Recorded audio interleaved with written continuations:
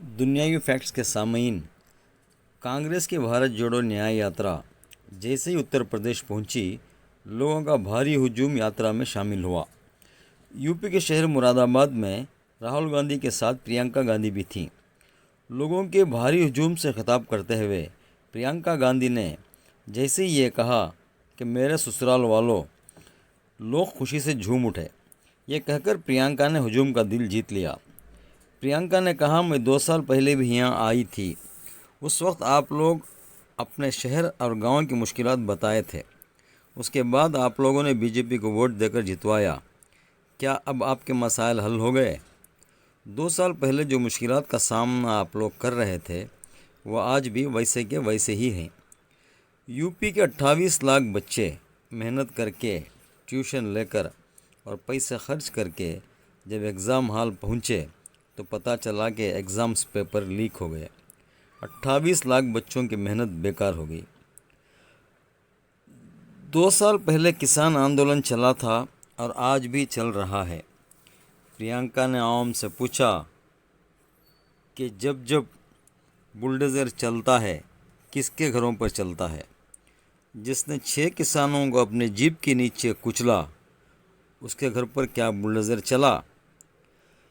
जब जिसने महिलाओं पर अत्याचार किया, क्या उसके घर पर बुलडोज़र चला?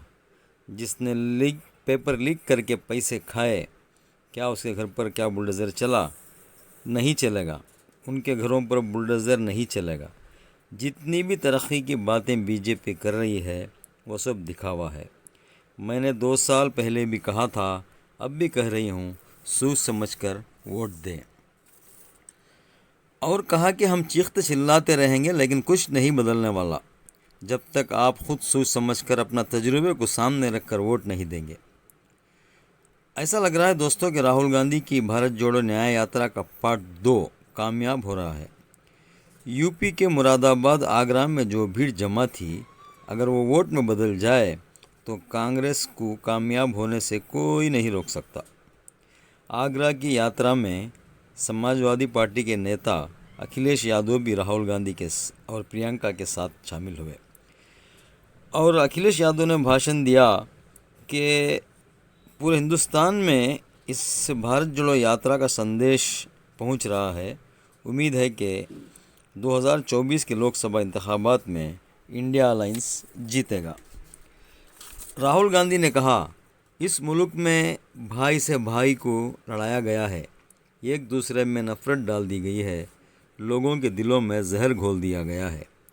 मेरा भारत जोड़ो न्याय यात्रा का मकसद नफ़रत की इन बाज़ारों में मोहब्बत की दुकान खोलना है।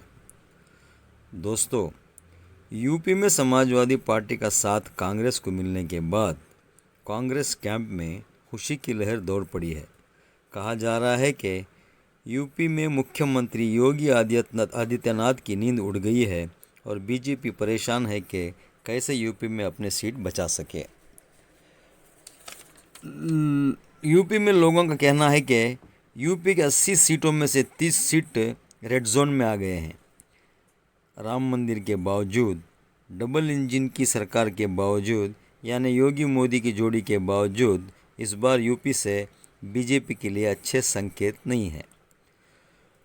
2019 में यूपी के 80 लोकसभा सीटों में कांग्रेस को सिर्फ 1 सीट मिली थी, लेकिन ऐसा लग रहा है नाजरीन, इस साल होने वाले लोकसभा में कांग्रेस और समाजवादी पार्टी के अलायंस को 30 सीटों से ज़्यादा मिलने की उम्मीद है।